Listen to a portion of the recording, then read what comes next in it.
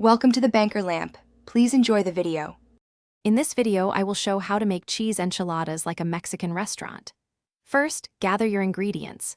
You'll need about 12 corn tortillas, 2 cups of shredded Monterey Jack cheese, and 1 cup of cheddar. For the sauce, you'll want dried chilies, like New Mexico or California varieties, along with some onion, garlic, and spices. Having everything ready makes the cooking process smooth and enjoyable, ensuring a delicious outcome. The heart of great enchiladas is the red sauce.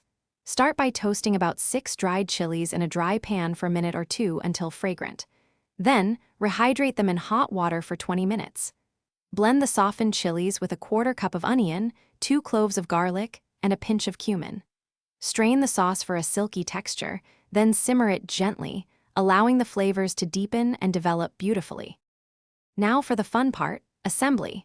Briefly fry each corn tortilla in a little oil for about 10 seconds per side.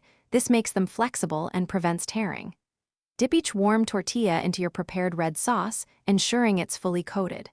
Place a generous 2 tablespoons of shredded cheese down the center, then roll it up tightly. Arrange them seam side down in a baking dish, cover with more sauce and cheese, and bake at 375 degrees Fahrenheit for 15 minutes until bubbly.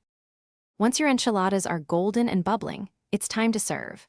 A sprinkle of fresh cilantro, a dollop of sour cream, or some crumbled cottage cheese adds a wonderful finish.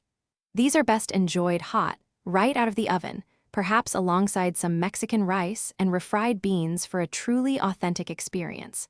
Don't forget to check the description for a link to grab some Little Trees black ice and other great deals. Enjoy your delicious homemade meal.